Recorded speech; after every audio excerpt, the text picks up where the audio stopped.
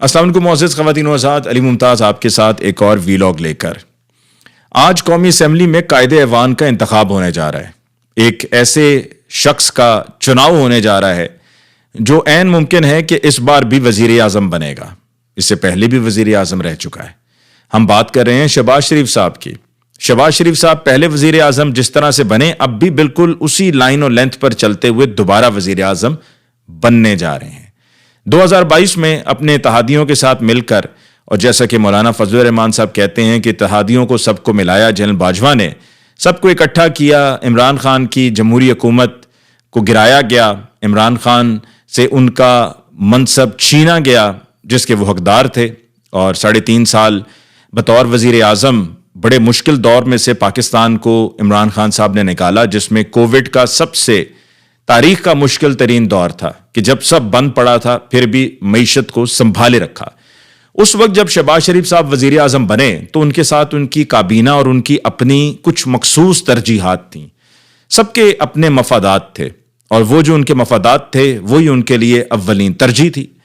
کوئی وزارت داخلہ لینا چاہتا تھا، کوئی وزارت خارجہ لینا چاہتا تھا، کوئی وزارت تجارت، کوئی وزارت سائنس و ٹیکنالوجی، کوئی وزارت مذہبی امور، کوئی وزارت پانی و بجلی۔ یہ وہ تمام وزارتوں کی بندر بانٹ تھی جو کہ شہباز شریف صاحب کے 16 ماہ کے اقتدار میں ہوئی۔ یہ وہ دور تھا، یہ وہ سیاہ دور تھا شہباز شریف صاحب کے بطور وزیر اعظم کہ جس میں 2/3 اکثریت نہ ہوتے ہوئے بھی بے شمار ایسے قانون پاس کیے گئے بل کی صورت میں، اور پھر ان پہ دستخط کروائے گئے زبردستی، جو کہ ایک عوامی جمہوری حکومت کے منتخب ہونے کے بعد اس کا اختیار تھا۔ سب مل ملا کر چل رہا تھا۔ راجہ ریاض اپنے ہی آدمی کو بٹھایا ہوا تھا، اپوزیشن لیڈر، جس کے ساتھ مل کر یہ طے ہونا تھا کہ جی کیئر ٹیکر کون ہوگا، اور راجہ ریاض صاحب جو بعد میں کہتے رہے ہیں کہ جی اب تو پہچانتے ہی نہیں ہیں، اور الیکشن میں بھی کنٹیسٹ نہیں کیا، ان کے بیٹے نے کنٹیسٹ کیا، بری طرح سے صاحبزادہ حامد رضا سے ان کا صاحبزادہ ہار گیا۔ تو اس وقت راجہ ریاض صاحب کو بھی اپنی اپوزیشن لیڈر کی کرسی نظر آ رہی تھی، ان کو اپنا ایک شبشبہ نظر آ رہا تھا کہ جس کے پیچھے وہ دیوانے ہوئے پھر رہے تھے، اور اسی طرح نور عالم خان، اسی طرح اور بے شمار چہرے تھے جو ہمیں اپوزیشن میں نظر آئے، لیکن وہ اپوزیشن نہیں تھی، سمجھیں ایک ایکسٹینڈڈ ورژن تھا حکومت کا۔ اس 16 ماہ کی پرائم منسٹرشپ میں شہباز شریف صاحب کی پاکستانیوں پر، ایک عام آدمی پر ظلم کیا گیا۔ ظلم کے ایسے ایسے پہاڑ گرائے گئے کہ جس کی دنیا میں کہیں، تاریخ میں کہیں مثال نہیں ملتی۔ چادر و چار دیواری کا تقدس پامال کیا گیا۔ ماؤں بہنوں بیٹیوں کے بالوں سے ان کو پکڑ کے گھسیٹا گیا، ان پر تشدد کیا گیا، ان کو زد و کوب کیا گیا، لوگوں کو اغوا کیا گیا، اغوا کر کے نہ جانے کس نامعلوم مقام میں اس اغوا کے بعد رکھا گیا۔ صحافیوں پر ظلم ہوئے، عمران ریاض پر، ارشد شریف پر، معید پیرزادہ پر، صابر شاکر پر، ان تمام صحافیوں پر 2 نمبر پرچے درج کیے گئے، صرف ان پر پریشر ڈالنے کے لیے، ان کو خاموش کرانے کے لیے، اور ان پر حتیٰ کہ غداری کا مقدمہ بنا دیا۔ ایسے ایسے پاکستانی صحافیوں پر، ایسے ایسے محب وطن صحافیوں پر یہ مقدمے بنائے گئے غداری کے، جو کبھی غداری کا سوچ بھی نہیں سکتے۔ ان کے لیے ان کا ملک سب کچھ ہے، وہ اپنے ملک پر اپنی جان تک قربان کرنے کو تیار، وہ اپنے ملک کے بہتر مستقبل کے لیے بات کرتے تھے، آواز اٹھاتے تھے، لیکن ان پر غداری کے مقدمے بنائے گئے۔ ان پر انہی کی زمین، انہی کے ملک کی زمین تنگ کر دی گئی، ان کو مجبور ہو کر ملک سے جانا پڑا۔ ارشد شریف انہی شہباز شریف صاحب کی پرائم منسٹری میں پاکستان سے باہر دبئی، اور دبئی سے کنیا گئے جہاں پر ان کا قتل ہوا، اور اس قتل کے بعد اب تک اصل حقائق سامنے نہیں آئے۔ یہ کام کس کا تھا؟ یہ کام وزارت داخلہ کا تھا۔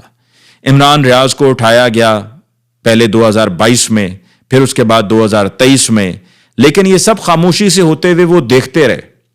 کسی نے کوئی اعتراض نہیں کیا، کسی نے غلط کو غلط نہیں کہا، کیونکہ اپنے عہدے ان کو زیادہ عزیز تھے، ان کو اپنے عہدوں سے عشق تھا، ان کو اپنے عہدوں کا لالچ تھا۔ ان کو اس بات سے کوئی غرض نہیں تھا کہ ان صحافیوں کے ساتھ یا عام پاکستانی کے ساتھ کیا ہو رہا ہے۔ ان کو اس بات سے کوئی غرض نہیں تھا کہ ڈالر عمران خان صاحب کی حکومت کہاں پر چھوڑ کر گئی تھی اور ان کے دور حکومت میں ڈالر کہاں پر پہنچ گیا. ان کو اس بات سے بھی کوئی غرض نہیں تھا کہ اسحاق ڈار صاحب آئے اور آتے ہوئے بڑے بڑے اعلانات کیے، لیکن جب جانے لگے تو ڈالر جو ہے وہ 350 340 پر چھوڑ کر جا رہے تھے. ان کو اس بات سے کوئی غرض نہیں تھا کہ اگر اسحاق ڈار صاحب چاہتے تو جو سمگلنگ تھی فورن کرنسی کی، بالخصوص ڈالرز کی، اس کو روکتے، لیکن اس کو روکنے کے بجائے اور طرح کے نمبر فجنگ کر کے اچھے کی رپورٹ بنا کر پیش کرتے رہے، جبکہ حقیقت یہ تھی کہ کچھ بھی اچھا نہیں تھا. پیٹرول مہنگا ہوا، بجلی مہنگی ہوئی، کموڈٹیز کی پرائسز آسمانوں سے باتیں کر رہی تھیں. یہ سب کس کے دور میں ہوا؟ یہ شہباز شریف صاحب کے دور میں ہوا. IMF کا لون سٹینڈ بائی ایگریمنٹ ہوتے ہی اس کا اعلان اس طریقے سے کیا، اس فخریہ انداز میں اعلان کیا کہ جس طرح شاید دنیا فتح کر لی، جبکہ ہمیں شرمندگی سے اپنے سر جھکا دینے چاہیے تھے کہ ہم جو اتنا خوشیاں منا رہے ہیں، جو ہم اتنے پرجوش ہیں، یہ ہم اس لیے ہیں کہ ہم نے ادھار لے لیا ہے، ہم نے قرض اٹھا لیا ہے.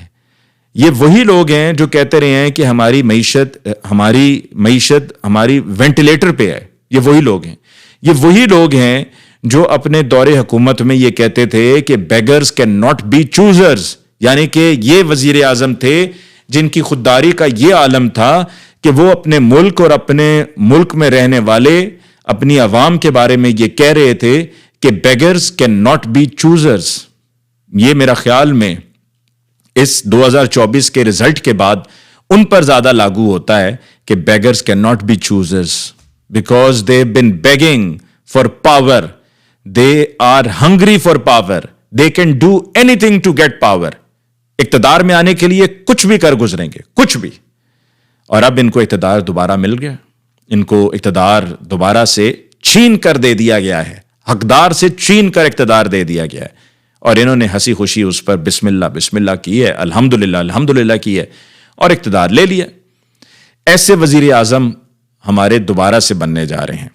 یہ 16 ماہ کی ان کی کارکردگی، ان کی چارج شیٹ ہے ان 16 ماہ کی کارکردگی. ان 16 ماہ کی کارکردگی میں یہ بھی شامل کر لیجئے کہ عمران خان صاحب پر 3 نومبر پر جو حملہ ہوا، جو فائرنگ ہوئی، اس کے اوپر بجائے اس کے کہ ایکشن لیا جاتا، اس کے اوپر اپنے جاوید لطیف اور کچھ منظور نظر صحافیوں کے ذریعے، جن کو آپ اگلے مہینے مارچ، بلکہ اسی مہینے مارچ میں آپ انہیں ایوارڈ سے نواز رہے ہیں 23 مارچ کو، ان کے ذریعے کیمپین چلائی گئی. آپ نے قاتل اور قاتل کے ساتھ سہولت کار کون تھے اس تک پہنچنے کی کوشش نہیں کی.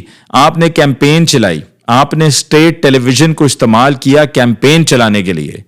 آپ نے لوگوں کا منصوبہ صحت کارڈ بند کیا صرف اپنے سیاسی فائدے کے لیے. آپ نے ایک پورا سال انتخابات نہیں ہونے دیا، اور جس میں سے وہ جو 90 روز کا پیریڈ تھا وہ آپ کے ہی دور حکومت میں مکمل ہو گیا. آپ نے ہر ممکن کوشش کی کہ سپریم کورٹ کے ججز کے حکم کی حکم عدولی ہو، کنٹیمپٹ ہوتی ہے تو ہو جائے، لیکن ہم انتخابات نہیں ہونے دیں گے، کیونکہ اگر انتخابات ہو گئے تو ہمارے ساتھ وہی ہوگا جو ابھی 2024 میں بھی ہوا، 2023 میں بھی یہی ہونا تھا. 2024 میں جو ہوا وہ شاید اس سے زیادہ ہوا، جو 2023 میں ہونا تھا وہ شاید نسبتاً کم ہوتا. لیکن وہی اقتدار کی ہوس، اقتدار کی پیاس جو بجھ نہیں رہی ہے، اپنے بھائی کو پاکستان واپس لانے کے لیے اور ان کو دوبارہ وزیر اعظم بنانے کی ناکام کوشش میں کیا کیا کچھ آپ نے نہیں کیا. ایسے قانون آپ نے بنائے صرف اپنے آپ کو فائدہ پہنچانے کے لیے، صرف آپ نے نیب قوانین میں ترمیم کیے صرف اپنے لیے، اپنے اسحاق ڈار صاحب کے لیے، اپنے بیٹے کے لیے، اپنے باؤ جی کے لیے. یہ تھی آپ کی حکومت، اور آج ایک بار پھر آپ وزیر اعظم بننے جا رہے ہیں. آخر میں جی سینیٹر بہرامند تنگی ہیں جن کا تعلق پاکستان پیپلز پارٹی سے ہے، ان کی طرف سے جی ایک ریزولوشن موو کیا گیا ہے سینٹ میں، اور وہ کہتے ہیں کہ جی سوشل میڈیا پلیٹ فارمز جو ہیں وہ ہماری یوتھ کو افیکٹ کر رہے ہیں. اس کے علاوہ وہ کہتے ہیں کہ جی جو یہ پلیٹ فارمز ہیں ان کو استعمال کیا جا رہا ہے ایسی چیزوں کی فروغ کے لیے جو ہماری مذہب کے خلاف ہیں، ہماری سیاست، ہماری ثقافت کے خلاف ہیں، اور نفرت پھیلانے کا سبب بن رہے ہیں. اور ان کے مطابق اس طرح کے پلیٹ فارمز کو بند کرنا چاہیے کیونکہ ان کے منفی اثرات ہیں.